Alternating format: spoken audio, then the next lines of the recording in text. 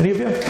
Okay, just a few. It's one of in the Bible, what we're going to do tonight is a lot of background stuff. We're really not going to dig into the study of the Bible itself so much. And the reason is because I really feel like having some of this background makes the story come alive in the way that if you just read the story, you're kind of like, what is God doing? Why would God say this? Why would God ask Hosea to do this? But if you understand the background of it, it really starts to make a lot of sense, and it really becomes a very deep and touching tale about God's redeeming love for us. That God is able to reach to us at the darkest spots, in the deepest holes, and our blindest moments. Not that any of you have ever had blind moments, but whenever people are blinded to themselves, God is still able to reach to those people. And so we're going to do some background into this. The way that the Old Testament is structured is not chronological. It doesn't come in the order of the story. Obviously, the beginning, Genesis is the beginning of the story, and it rolls through into Abraham and the nation of Israel, Exodus, and the story of getting out of Egypt. But then we get into the law in Leviticus, and in Numbers, a story of their wandering, and Deuteronomy, a repeating of the law, and then Joshua. So it feels like we're kind of on this chronological roll, and it kind of is for a certain length of time. But then you hit Job, which is not chronological at all. It's probably the first book written. He was probably a contemporary of Abraham, and that didn't slot in there in the middle of Genesis. It's considered poetry, so they put it in a different section. As a matter of fact, Job, Psalms, Proverbs, Ecclesiastes, Song of Solomon are all considered poetry. So that's why they're grouped together there, not because they were written after Ezra, Nehemiah, Esther, but because they're poetry. So there's that poetry section. And then you get to the prophets. And the rest of the Old Testament is the prophets. It's why Jesus and the disciples in the New Testament, if you're reading through the New Testament, you'll hear them refer to the law and the prophets. You ever heard that expression from Jesus? The law and the prophets. Well, the Old Testament starts with Moses, really, in the law. The first 5 books were called the law, even though Genesis is the creation story and Adam and Eve and all it gets to Abraham and Exodus, Leviticus, Numbers, Deuteronomy, the law. So the Pentateuch, that first 5 books, is really called the law in Jewish culture. So the law, and then the last, 17 books are prophets. And you've got Ezekiel, or you've got Isaiah, Jeremiah, Lamentations written by Jeremiah, Ezekiel and Daniel. Those 5 books are considered major prophets. Any idea why they're considered major prophets? Because they were long-winded. Long books. Long books. And it's a little bit it's not exact because Lamentations is a short book, but it's written by Jeremiah, who's considered a major prophet, so they butted up against that. And Daniel is actually shorter than Hosea and shorter than Zechariah, so it's not as long. Daniel is not as long, but for some reason they have always considered him a major prophet, and prophets like Hosea and the rest of them are considered minor prophets because they are shorter, relatively speaking in words, shorter books in the Old Testament. And so Hosea is the first of what they would call the minor prophets. Again, not in chronological order. They're just kind of a mishmash. Malachi is, as the last book of the Bible, probably the last book written in the Old Testament. But other than that, and Zechariah and Habakkuk, these are books that were written later in the time period, so that's good. Haggai, written after the return, so some of that makes sense, but it's not exactly chronological. So as you look at all these weird names, Hosea and Ezekiel, and even as you start reading it, you're kind of like, what are these people doing? And what are they talking about? This is weird stuff. Hosea is one of those books. And when we read it, you're going to find that this story is hard to believe that this is a book in Scripture and a book that God inspired. As a matter of fact, God really directed the whole background to this story. So let's just read the first 2 verses, and then I'm going to give you kind of a history of Israel, history of Hosea, so that when we get into the book of Hosea, you have some sense of what it is. All right? So here's what we got. the word of the Lord that came to Hosea, son of Beeri, during the reigns of Uzziah, Jotham, and Ahaz, and Hezekiah, kings of Judah, and during the reign of Jeroboam, son of Jehoash, king of Israel. All right, so we have kind of a weird opening sentence here, opening statement here. You've got several different kings of Judah, and then you've got a king of Israel. So we're going to talk about that. And a lot of these prophets start by saying, the word of the Lord came to. You ever wonder how books got in the Bible? Why did they just pick these books out of the Bible? Why this a book and that not a book? Sometimes you hear, they just found the Gospel of Judas, and the church leaders threw it away. They didn't want that in the Bible. You ever hear that kind of stuff? The Gospel of Joseph, the Gospel of Mary, that kind of stuff shows. The Gospel of Thomas. You know why they weren't included in the Bible? The early church did not consider them Scripture, and for the most part, they didn't do what a lot of Scripture does, claim to be written by God. These Old Testament prophets, almost all of them, Isaiah, over and over again, the word of the Lord came to me, saying, he claims what I'm telling you came from God. The Catholic Church includes in the Bible what we call, those middle books, those apocryphal books, right? And those books they consider to be part of Scripture. Protestants don't consider them to be part of Scripture. In some sense, we don't consider them to be part of Scripture because there's some fantastic tales in them that don't really fit and don't seem to make much sense. But in part because they don't claim to be Scripture. It is not the word of the Lord came. It's just, let's tell you a story about this thing or that thing. And so Scripture, one of the tests that the people of God used throughout time was, does someone claim to be speaking for God? And so Hosea, you can see here at the beginning, does indeed claim to be speaking for God. Now let's look at verse 2, because this is really the crux of this book. When the Lord began to speak through Hosea, the Lord said to him, go marry a promiscuous woman and have children with her. For like an adulterous wife, this land is guilty of unfaithfulness to the Lord. I would tell you that's the theme of Hosea, right there in one verse. He says to Hosea, you want to get married? Would you like to get married? I would like for you to go get married. I'm going to tell you who to look for. Look for a promiscuous woman. Literally, look for a prostitute. Look for a woman who sells her body for sex. Go marry her. And I'm going to tell you why as this book goes on. Pretty interesting opening sentence to the book of Hosea. So why would God do that? What if God showed up at, some of our children? Listen, here's who I want you to marry. I've got the perfect person picked out for you.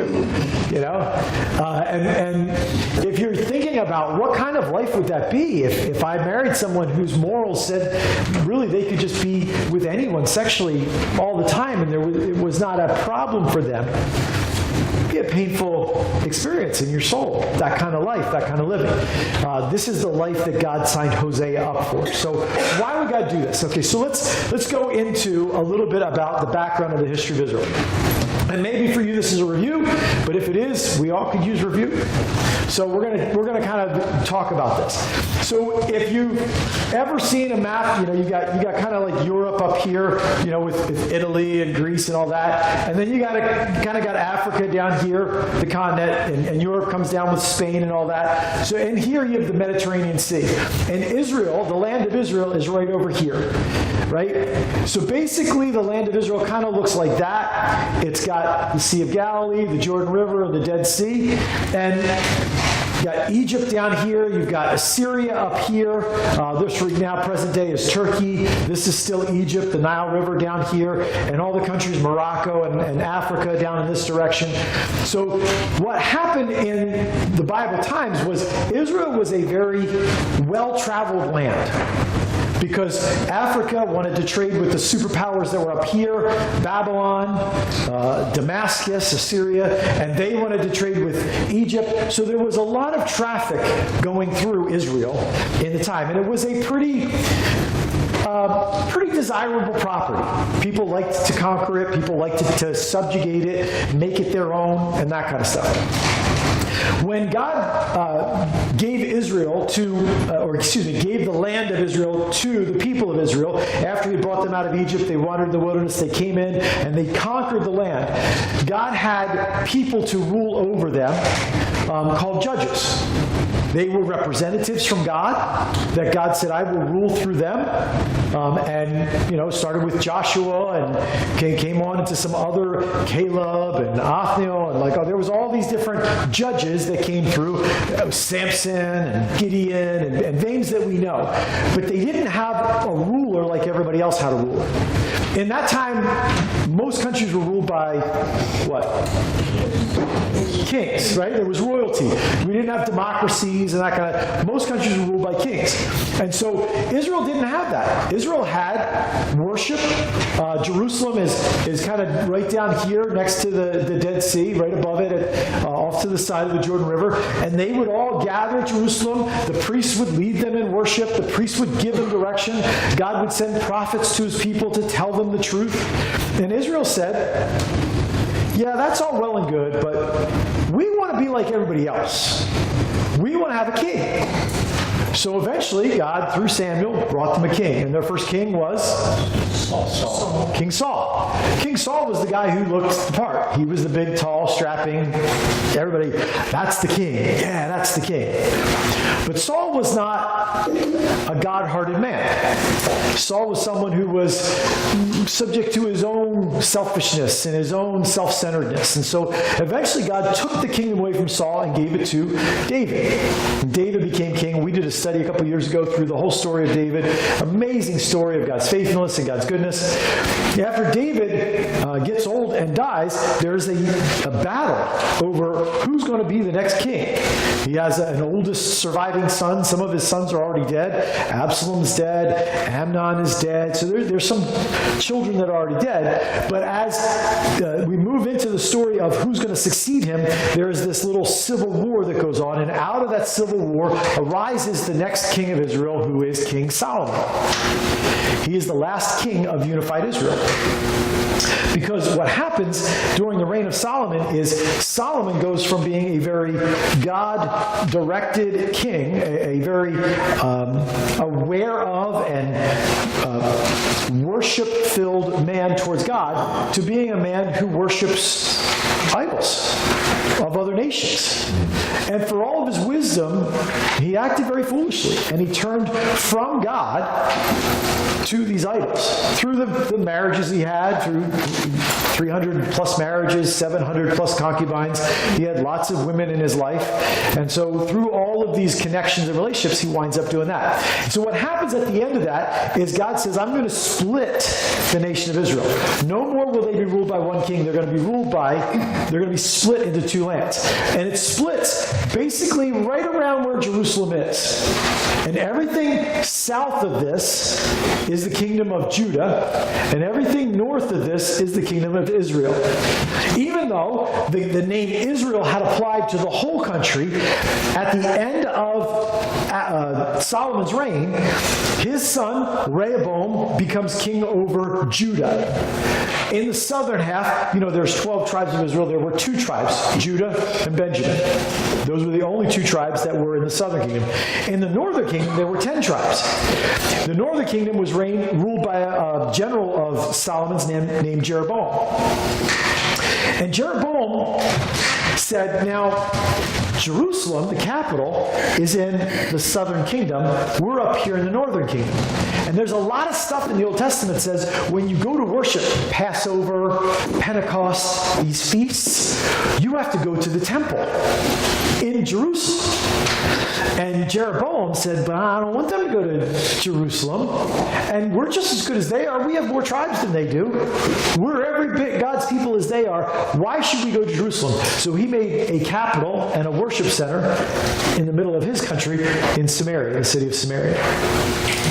And so the question is, who are we going to worship? Well, God, of course, right? No. What he did is he put up 2 golden calves at the top and the bottom of his territory and said, everybody in my kingdom worships these golden calves. That's an important factor when we get to Hosea. Golden calves. Does that ring a bell? Golden calf? Where from? When did they make a golden calf? Where were they? 10 Commandments. They were right across the... They were right at the bottom of the mountain where God was giving the law at the top of the mountain. They're hearing thunder and lightning. They're seeing the presence of God. Moses is up there experiencing the presence of God. They are so scared of the mountain, they draw a line around it in the sand and say, we don't want to touch the mountain because we might die because God is up there. So in response to that, what do? Give me all your earrings.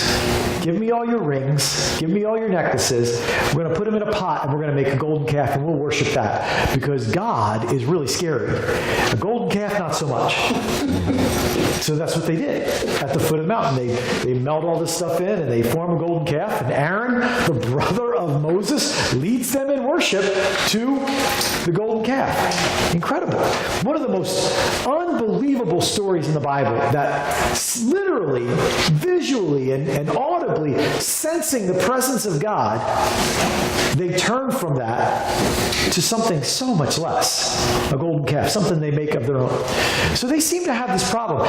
And it would seem that kind of arbitrary. Why they had a golden calf? Why not a golden dog or a giraffe? Why a calf? Well, some of what we find is that in the area of Canaan, and even down into Egypt, that was the normal picture of God. Was this idea of a bull or a calf, picture of strength, a picture of force, and so there was a normal picture of what they saw as God, and we'll see that as we go through here. And so now when Jeroboam becomes the king, and we have a southern kingdom and a northern kingdom, the southern kingdom is often called Judah. I think I wrote that down here. And the northern kingdom is most of the time called Israel, but it can also be called the tribe of Joseph or Ephraim, because Ephraim and Manasseh aren't actually sons of Jacob, they're sons of Joseph. Joseph got 2 tribes. Even though he was one son, he got 2 tribes. You know who got snubbed out of the 12 tribes in order so Joseph could have 2?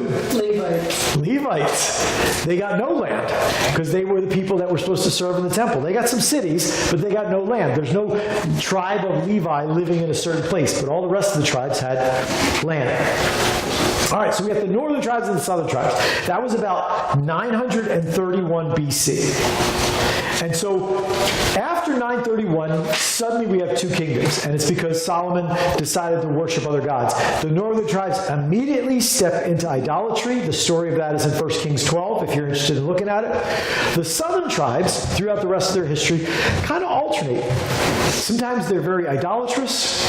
Sometimes they're very godly. Some kings are awful. Manasseh, horrible king. Some kings are really good. Hezekiah, Josiah. So they kind of alternate between good and bad kings in the southern kingdom through the rest of their history.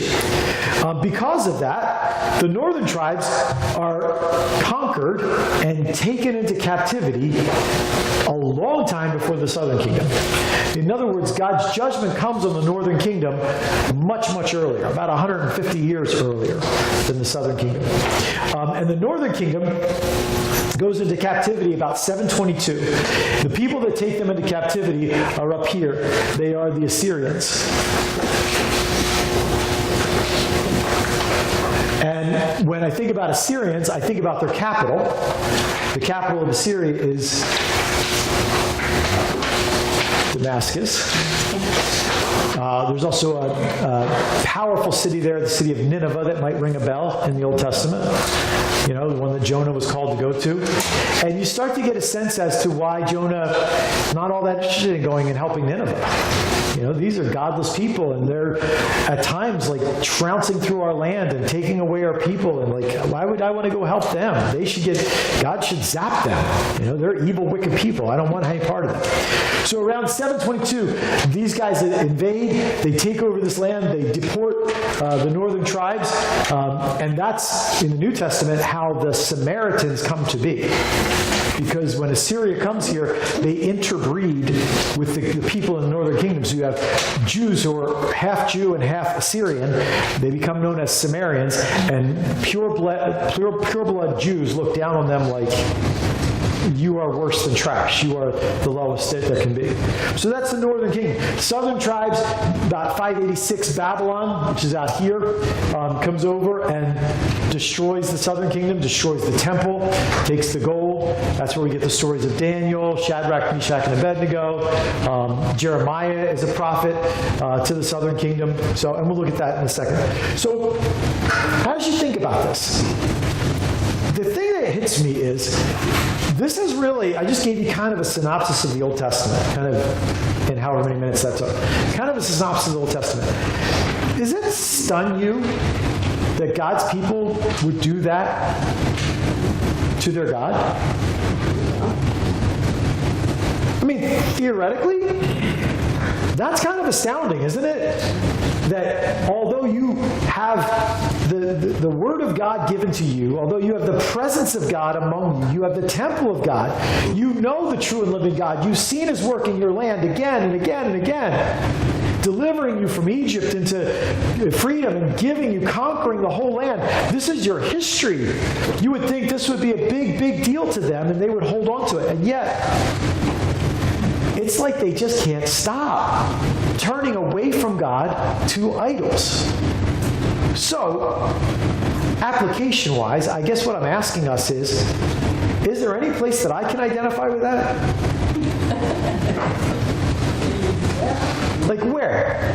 How do God's people today live like that, do that, mimic that in what we do today? Money. In money, right? And if money issues come up, all of a sudden, I'm asking God where He is, right? As though, clearly, if money was here, then I'd be all right. But what I'm looking at money, not the faithfulness of God. So money starts to become like a priority over faith in God. Right. What else? Where else do we do it? Sports. In where? Sports. In sports, right?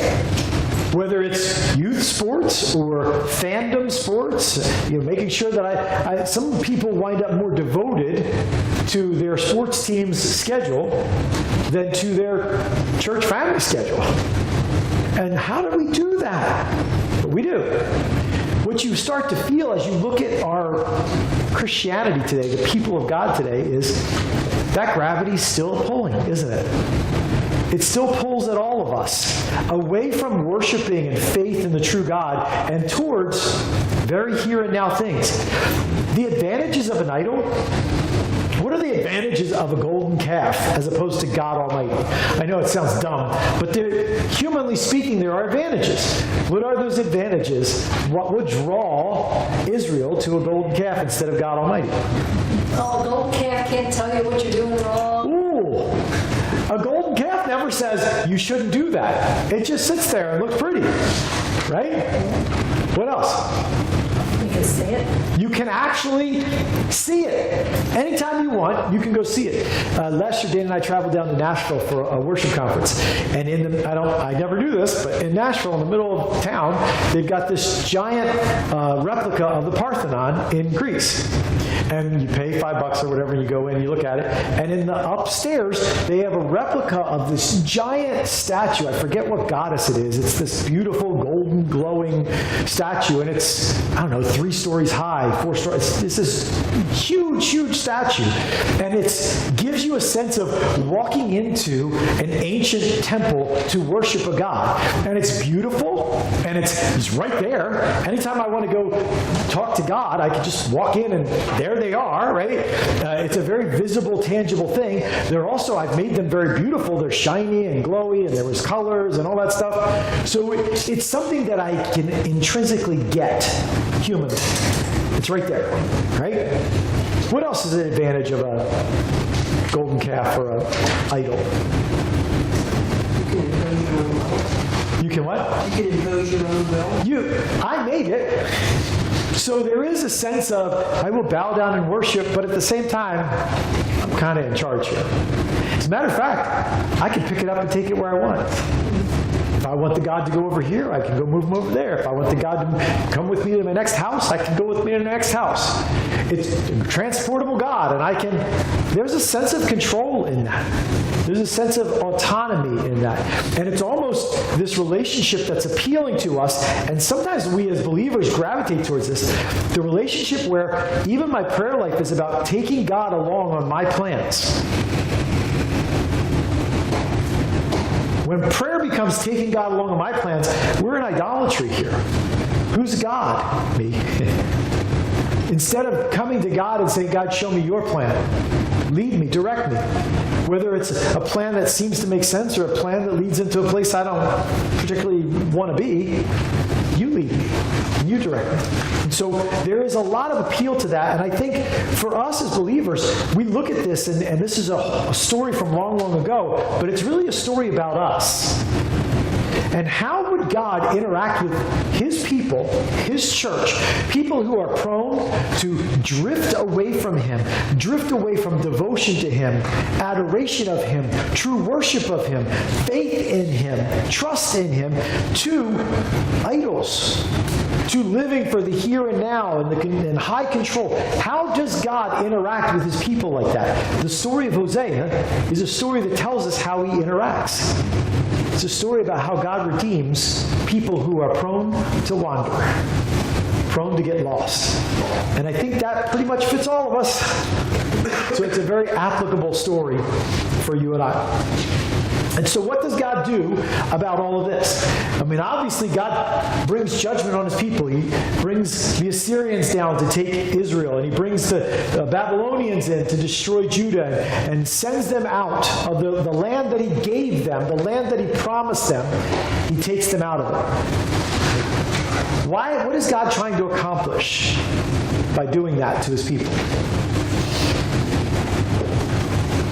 Why does God send these wicked people, which is actually what Habakkuk is asking when you go into that 3-chapter book? Excuse me, God, these people, we're godless. They're really godless. How could you use them? That's the question he asks.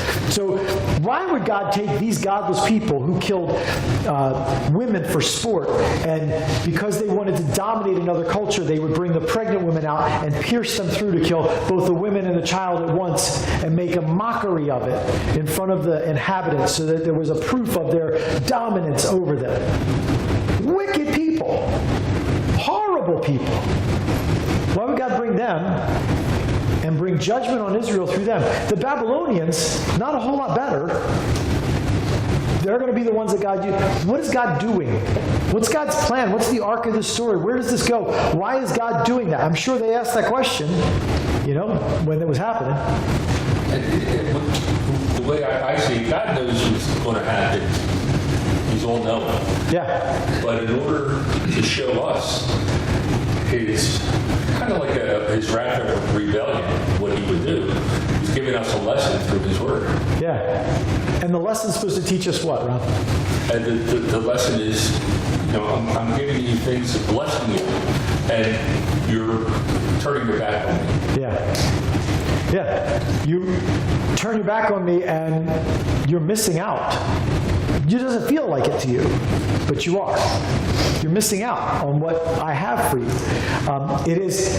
There's a juvenile discipline thing that I think is going by the wayside today, but it's a very valuable thing. When our kids were little, little 2-year-old Dylan, I did not sit down and have a philosophical discussion with Dylan about why it was wrong to lie. You know what happened when he lied? He got in trouble. Do you know why? Because he was never going to be able to connect the dots at 2-year-old. If I lie, I'm going to become somebody that nobody trusts, and then I'm going to have a hard time in relationships, and people are going to trust me. We didn't have that discussion when he was 2, right? So what did I do when he was 2? I said, if you lie, you can't watch TV tonight, or you won't have a snack at bedtime, or you're going to get a spanking, or whatever. We're going to do something so that you can connect. This is something I don't want to experience, so therefore, I don't want to do it. for 2-year-old. When we put up our first Christmas tree with Kylie as a crawling around toddler, she wanted to grab those things off the tree. And every single time she reached out for them, we smacked her hand.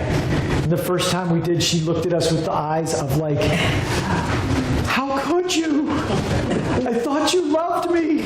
Why would you do this to my hand? Did you not know that that would hurt? Like so betrayed by us. And yet it was that process of saying, when we say no, we're meaning no, and it means this is kind of like what you need to connect to that no for your own well-being, for your own good in the future. And so there is this principle of God saying to his people, I'm not just going to let you destroy yourselves. I'm not going to let you just throw away what I've given you. I'm going to discipline you. And I'm going to bring you into an awareness. If you're going to be juvenile, we're going to do it the juvenile way. You can taste the bitterness of your sin. When you get to the New Testament, you start to see that. We get to 1 Corinthians 5, where as we went through the book of 1 Corinthians, there was a man in the church who was doing something really, really wrong. And they said, you shouldn't be glad that he's in your church. You should be confronting him. And if he won't listen to you, you should get him out of your church. And then Paul says, turn him over to Satan for the destruction of the flesh. That's a pretty harsh term, isn't it? But what's he saying? So that his soul may be saved in the day of judgment. In other words, let this person experience the fallout of their sin. In staff devotions yesterday, we were reading in Proverbs 16, and one of the verses in Proverbs 16 said, the worker's appetite serves him. And the idea is the hungry person is more motivated to work so that they can have food.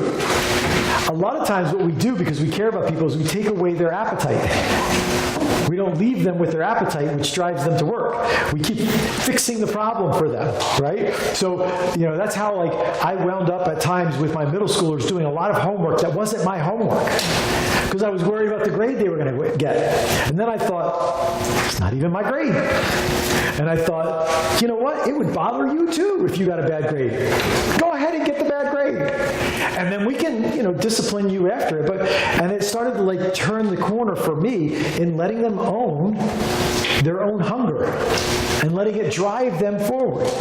For this, it's let them taste the bitterness of their decisions. And God did. God brought it to the fore and said, if you want to act like I don't have a part in your life, if you want to act like I'm not the one you trust, fine. Then I won't protect you. I'll take my hand off, and you can experience what happens for those who I am not their fortress and their refuge. And at the end, he promises to bring them back, and he does bring them back. And in the end of time, he promises to bring them back, and he will bring them back. But for this period of time, he was saying to his people, do you understand what I've been trying to protect you from? Let me just give you a taste of it so that you can wake up.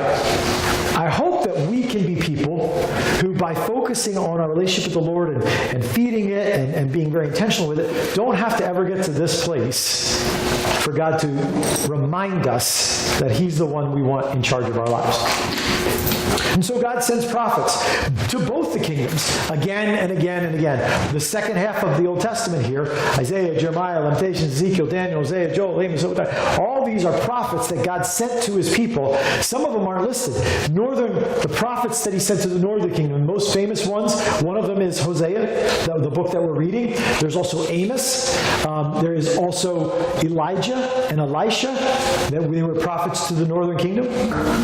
Southern kingdom, the big writing of Isaiah and Jeremiah, Ezekiel, those major prophets are all southern kingdom. Daniel is a prophet to the southern kingdom, but he's post-exile. So in other words, after they had already been deported out of there. So it's not the same as a warning. But these other ones were prophets who were, before they were sent into exile, hey, turn back to God, turn back to God. I want you to understand, time to turn back to God. So seeing God send these prophets to them again and again tells us God cares about us knowing the right way, doesn't he? I say this a lot of times to people, and I hope this gives you sturdiness in your life. God actually wants you to know his will. God is not, see if you can figure it out. He actually wants you to know his will. If you can have faith in that, it changes what it means when you don't know what to do. Because it's not, well, I guess I didn't try hard enough. I guess I don't believe hard enough. Or what. It's, Am I missing something? Because God knows how to make it obvious. So if I don't know, maybe I'm not supposed to know right now. Maybe I'm supposed to go by trust right now that God has tomorrow and the next day and the next day, right?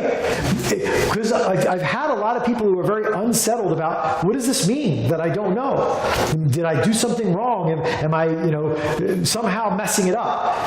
God is the one who comes after us. We don't go after him. He comes after us. And you see that all throughout the Old Testament. God comes after us. His Spirit comes after us. Most of the time, I think your experience probably measures up with mine. Most of the time, when I'm doing the wrong thing, I know I'm doing the wrong thing. God is not handicapped in letting me know this isn't right. You shouldn't be doing this. I might be trying to mute it out. I might be trying to run from it. I might harden my heart against it, but I'm not unsure. I even might rationalize it, but man, it's such a struggle to rationalize, isn't it? You're doing all these mental gymnastics to try to make it okay. It's not okay. It's just so plainly not okay. And so God sends prophets to them. Now, the book of Hosea, where does that fall in here? In the northern kingdom, he is about 40 years, when he talks about Jeroboam, son of Jehoash, it's not the first Jeroboam, it's the second. There's two Jeroboams in that line. It's the second one. And that Jeroboam's reign ends about 40 years before they go into captivity. So we're close to the end of God's dealing with Israel. The thing about Jeroboam II is he reigned for a long time. After that, it was like a 6-month reign and a 1-year reign and a 3-year reign. It wasn't a lot of little chunky reigns. But Jeroboam reigned for a while. I think it was something like 40 years. But during Jeroboam's reign, everything was going great. They had lots of money. They had lots of food. God was being good. Their crops were being harvested. Their cattle was multiplying. Everything was going great. So Hosea shows up in the middle of this to say, you need to turn back to God. Now, how do you think that fell on the people of Israel? Now, why would that bounce off? They thought they were doing well already because of how well things go. So see how quickly, we understand. Humanity says, if life is doing well, what do I need to change? Everything's fine. And so it's the grace of God that comes into my life and perturbs it. Because if God would just keep me healthy and wealthy and happy and prosperous and all that, I don't like to shake that up. But when God wrecks my life or throws it upside down or brings in hardship, where do I go? Oh, Lord, what are you doing? Oh, Lord, I need help. Oh, Lord, show me the way. I need to know your way. I think one of the tricks of being a believer in this time, seeing the grace of God and the salvation through Jesus Christ, is learning how to not need the trouble to turn to God. Learning how to tune out my humanity that says, if everything's okay, everybody likes me, and I have the money to pay my bills, and I'm not sick, and people around me are okay, I turn to God anyway. Instead of waiting for God to kind of force my hand or prompt me into it. It is the discipline. So when I get up and we do a study on who needs church, and we talk about it for 6 weeks, part of the reason I'm talking about that is because I don't want for God to have to pour out into your life hardship for you to know him. And there's nothing in the way of us knowing him when life is good. It's just we tend to not. Just like the people of Israel during the reign of Jeroboam, we tend to go, I'm happy. Things are okay. I can do what I want.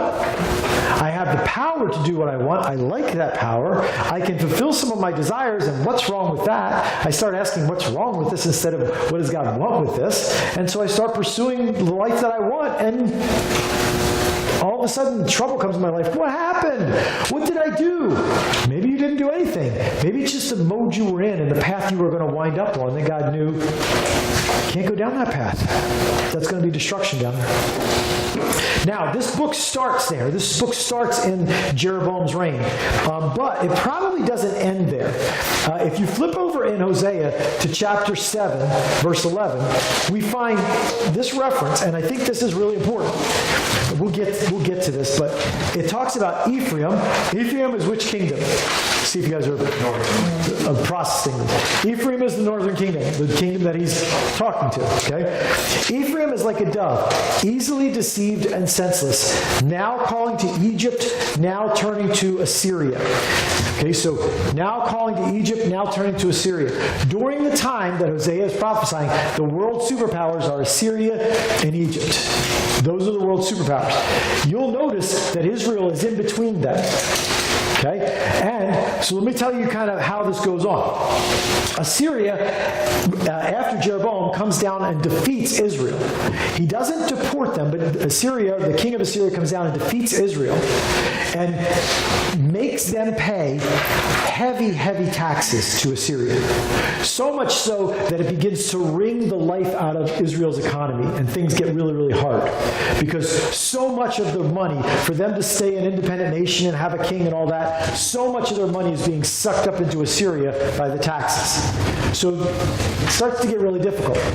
And God is saying to them, you need to turn from your way. You need to turn back to me, but they don't. And so king after king reigns. I think the longest one in there is like 12 years, something like that.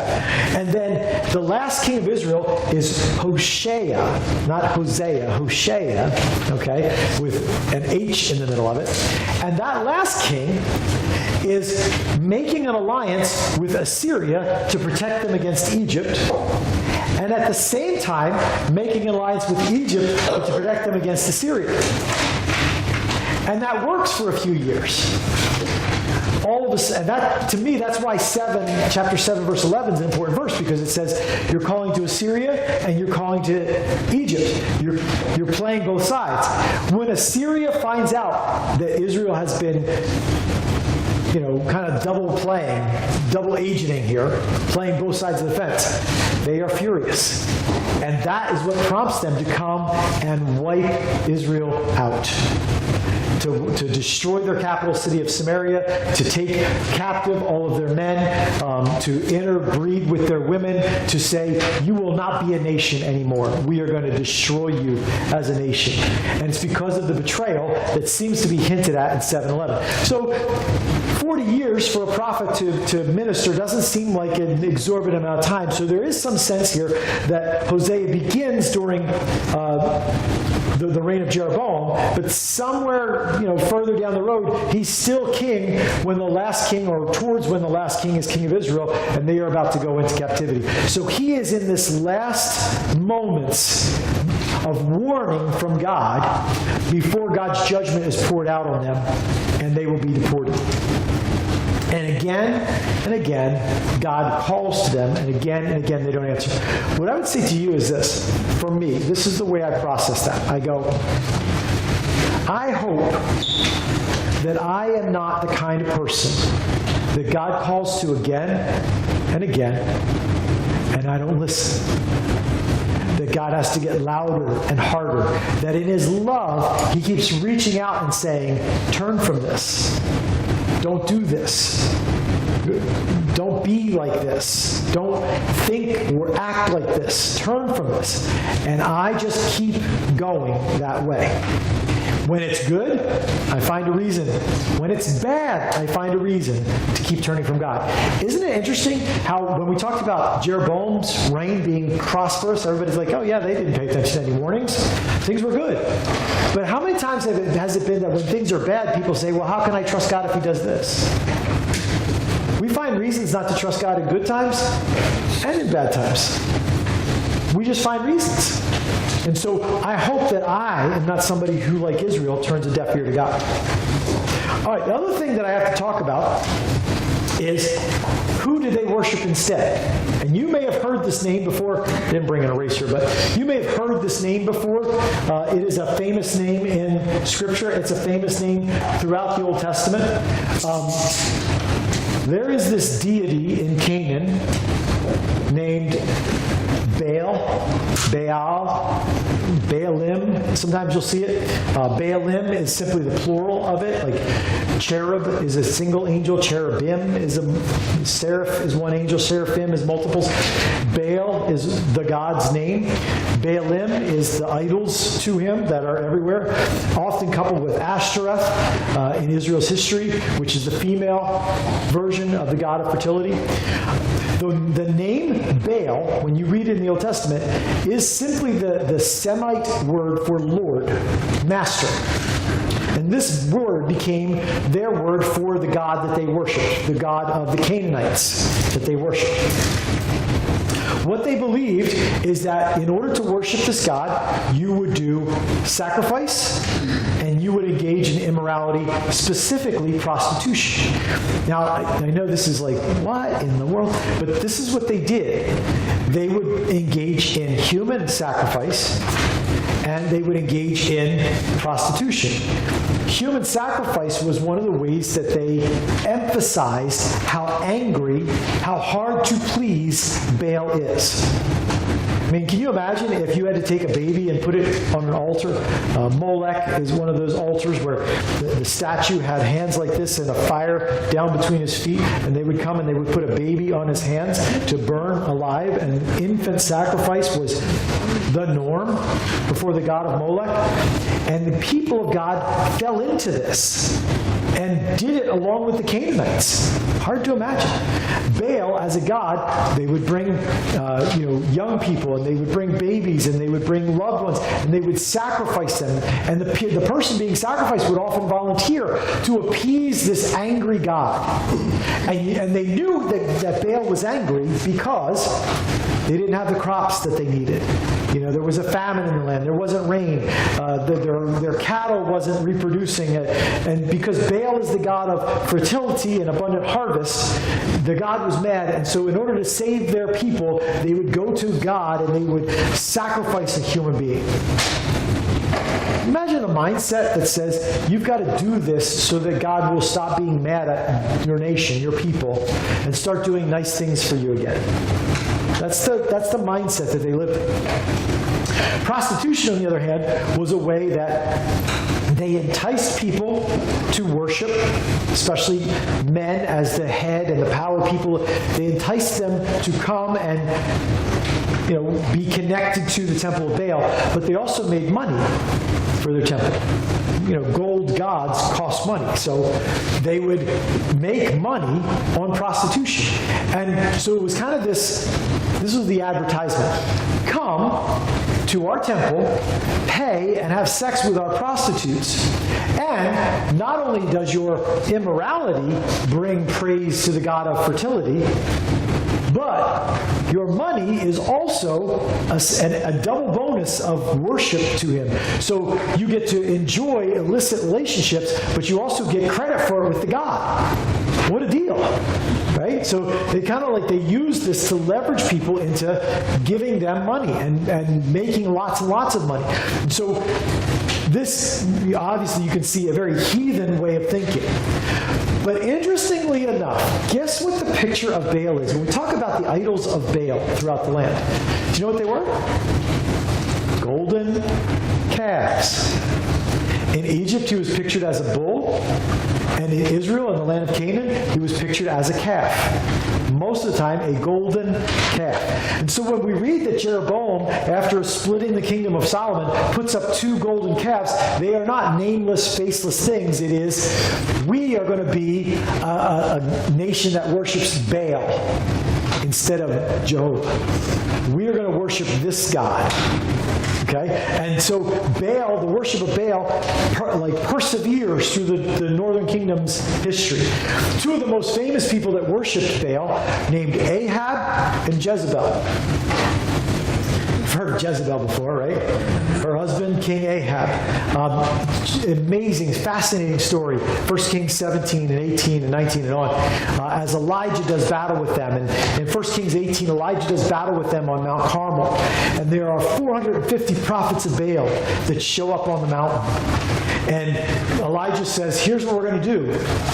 Israel, we're going to have a contest between gods. We're going to put two altars together, but neither of us are going to bring fire. And the God who sends fire is the real God. And so it's 1 against 450.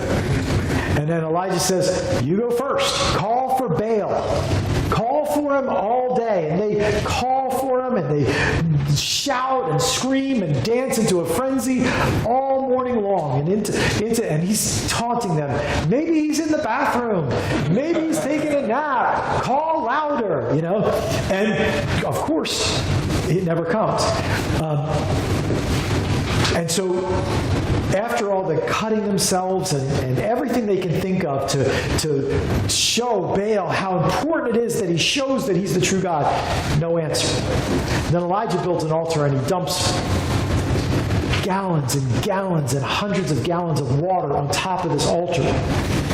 Then he says a simple prayer. I think it's something like 40 words in Hebrew. And fire comes from heaven and not only consumes the sacrifice, but the altar and the ground around it. And it's all gone. Fire from heaven. And it's one of those moments where God says, why are you so dumb, Israel? Can't you see? And Elijah says, if God is God, serve him. If Baal is God, serve him. Choose, pick, stop being in between. God's call to the people. And so the worship of Baal, all the way through the history of the Northern Kingdom, all the way to the very end of the Northern Kingdom, they worship these golden calves. And they got so used to the idea that I think this is almost what I hear today. Baal is just another name for God. What does it matter what we call God? I mean, it's Lord, and we say Adonai, and it's the same, and whatever, it's the same name. Just a different way of saying it. So they started to fuzz these lines about who the true and living God is, and it doesn't matter. I mean, God's so big, how can you define him anyway? Leave aside the fact that he has defined himself in the Word of God. Leave aside that. Now, so what if Allah says he has no son and Jehovah says he has a son that he sent to die? So what? They're the same. We all worship the same God. With the Hindus, they worship the same God, and it's all the same, right? That's what the people of Israel started believing about Baal and Jehovah. Because the priests, there were no priests in the Northern Kingdom. There were priests for Baal. And they would say, well, we're the people of God. Don't you know our story? God delivered us from Egypt. And so here we are. And actually we walked out of Egypt with a golden calf. They just weave it right into the story. And this is our God. And so we worship him. And so the rank and file, a lot of people, illiterate, didn't even read. Okay. They don't even know. So Baal and God were seen as the same thing. Isn't that a lot like what we hear today? It's an amazing kind of fuzzing of the lines, the same trick done over and over again. And so the problem is that these religious systems had different explanations for how things work. We talked about this a little bit. If you worship Baal, how do things work? What do you got to do? Sacrifice. Or else, God's mad at you. Right? If you worship God, I mean, you're still required to sacrifice, but is it so that God will be happy with you? No, it's because you're responding. See, the true and living God calls us to respond to his goodness, not to earn his goodness. God always initiates good. These idols always kind of like coaxed into it. You read Greek mythology, you read the story of the Roman gods. They all have to be coaxed into doing good things for mankind because they're really kind of just selfish super beings. They just really want to enjoy their life. Okay, fine, I'll do something for you. You got to coax them into it. The true and living God comes rushing after us. Jesus pictures the Father in the New Testament as a father running to his son who walked away to waste his life. Right? Very different picture from the gods of this world. And so there are these two different explanations for how life works. In the worship of Jehovah, But we understand that God has chosen us, and God loves us, and God is our protector. And so we honor him, and we are devoted to him, and we love him, and we give ourselves to him, and we are faithful to him because of what he is, what he has done, and how he watches over us. In the worship of Baal, it's, do you think God's mad at us? Do you think God's mad at us? Do you think God's mad? What do we need to do so that we can make it so that at worst he doesn't notice us, but maybe he even likes us a little bit and he'll do some good things for us? Two different systems of explaining the world, and God's people keep getting sucked into the one that is like every other person in the world. What's right and what's wrong in worship of the true and living God? You don't have immorality. You don't have immoral relationships. You have sexuality in marriage, and that's it. The Ten Commandments. You don't commit adultery, and you don't covet your neighbor's wife, and you don't covet anything that's not yours. You don't lie, and you honor your parents, and all these things that are in that code there. But in the worship of Baal, if you really want to be close to God, sexuality and the sexual experience is a way to attain a higher spiritual level and to get closer to the divine and to please him. Two different ideas of right and wrong. We struggle with that in our world today. What's the highest good? As you interact with the world that you're supposed to reach for the gospel of Jesus Christ, one of the big barriers you have is you have a very different mindset and worldview than they do.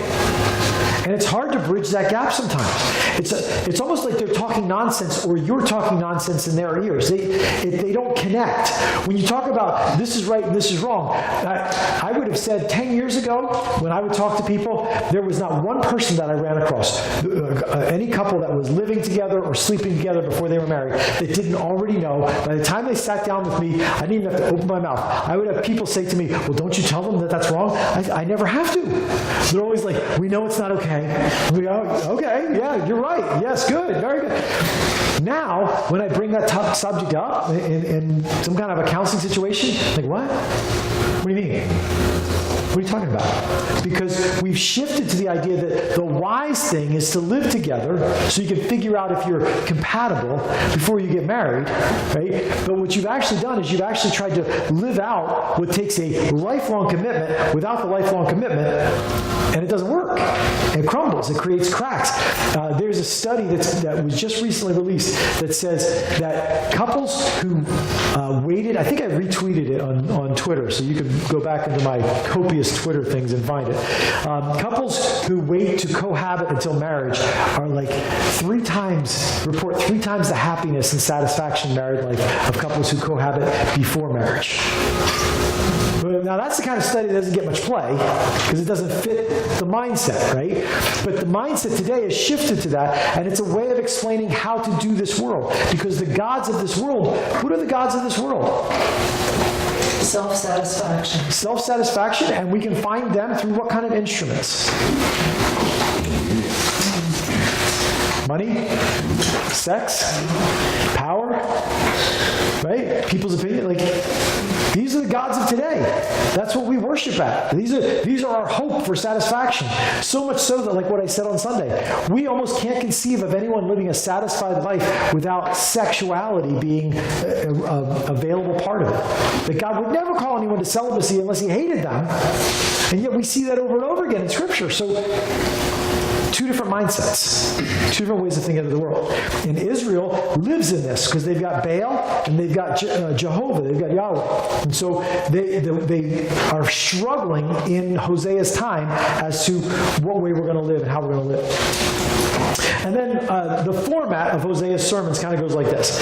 And I want you to think about why God would do it like this. What we'll see over and over again, there's 14 chapters here. But if your Bible is anything like mine, the first chapter is written kind of narrative. It's all like paragraphs, right?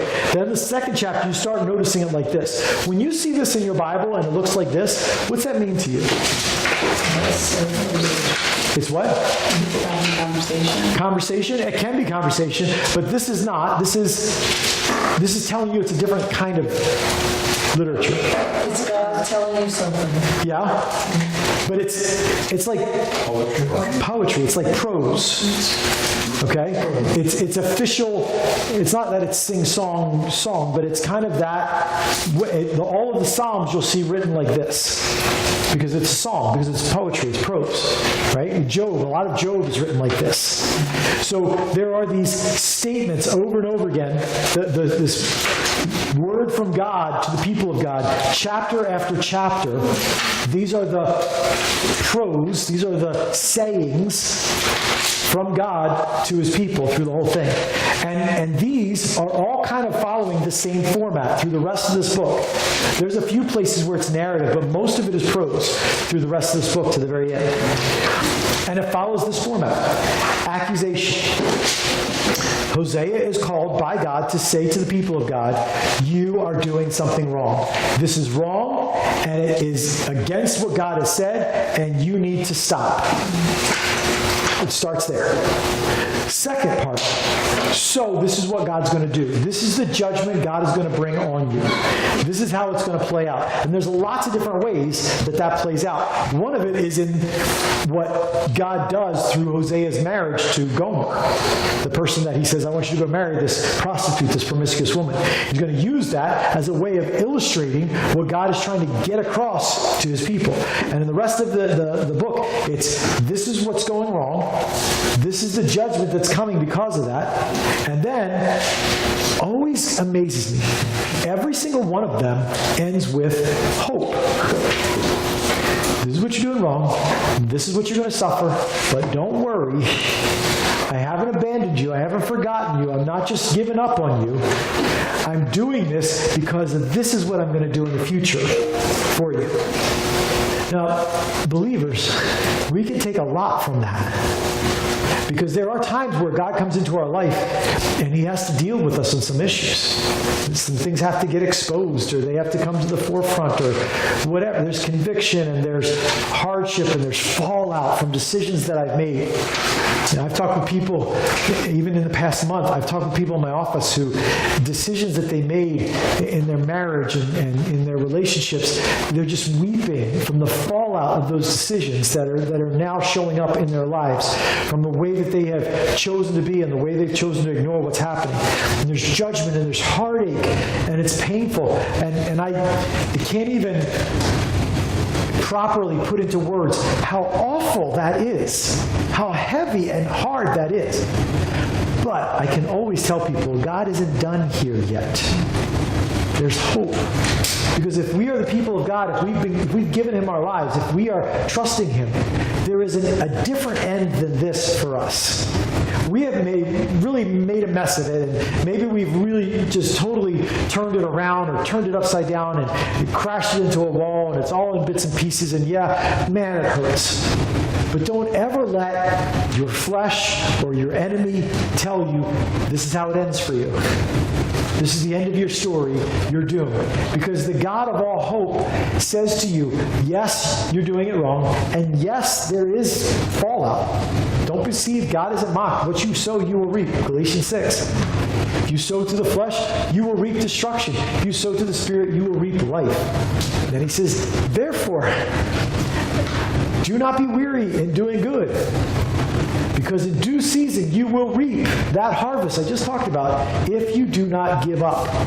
In other words, if you've been doing the wrong thing, if you've been going the wrong way, and you keep crashing and burning and you're facing some of the bitterness of that, whatever, he says, start doing good now. You may still be harvesting the bad from last season, but start planting the good now, because in due season you will reap life if you don't give up. The problem is many times when people are in trouble and they start trying to do the right thing, it doesn't fix the fallout of their bad decisions from before. And so they go, well, what's the point? I'm just doomed. And the interesting thing in that verse is their harvest is guaranteed if we don't give up. And it pulls back the curtain a little bit on what the enemy's plan is in your life. He can't stop you from doing good. He can't stop you from planting a harvest that will produce life. But he can try to, every way he can, convince you to give up. He can try to get you to join his team and stop yourself. Quit. Just quit. It's not going to work. It's not going to do any good. It's never going to make any difference. Just give up. And if you will, then the harvest doesn't come.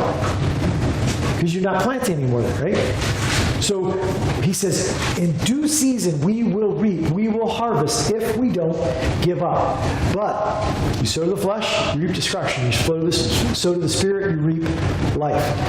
In this, yes, there is you're doing this wrong.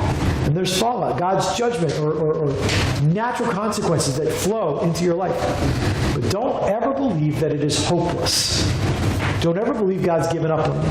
And to me, the message of Hosea is, if you can imagine walking through the land of Israel during the time of Hosea and witnessing how people are living, worshiping Baal, the people of God, it's almost like if you came in here on Sunday morning and, back in this room there was a golden calf that people were bowing down to and having sex around this room. And it's almost like that's what you're seeing in the land of Israel. And you would think these people are gone. These people are lost. It's over for them. This is repugnant in the face of God. How can God stand this? He's got to judge them. I feel like that's sometimes about our nation. Like, this is where we are? This is what we, really? How can God? But look at Hosea, and what you find in Hosea is God has much more patience than we do. And if you're His, you're His. And He just keeps coming after you. We might give up, but He never does. And so, as awful as this is about to be in this story for Hosea, God says, I want you to know, when you go through this hard time, it's because I love you, and I want you to know that on the other side, there's stuff I'm going to do for you. There's promises I'm going to give to you that no one will ever take away. And you will not be able to rip apart, because I'm God, and I'm going to keep coming after you. I think it's an amazing story, and I'm going to really, really look into diving into chapter 1 next week, seeing some of the story part before we get into all of the parts of the prophecies and things like that. All right, before we go tonight, we want to be able to pray for one another. So what can we remember in prayer for each other? Lisa. One of my friends from work, her name's Heather, she's pregnant, but she's just had miscarriages in the past, and she's just having a really difficult time, like just trusting and just, I don't know, just getting through it to see whether or not she's going to miscarry again or not. So if we can keep praying first. Okay. Pray for Heather.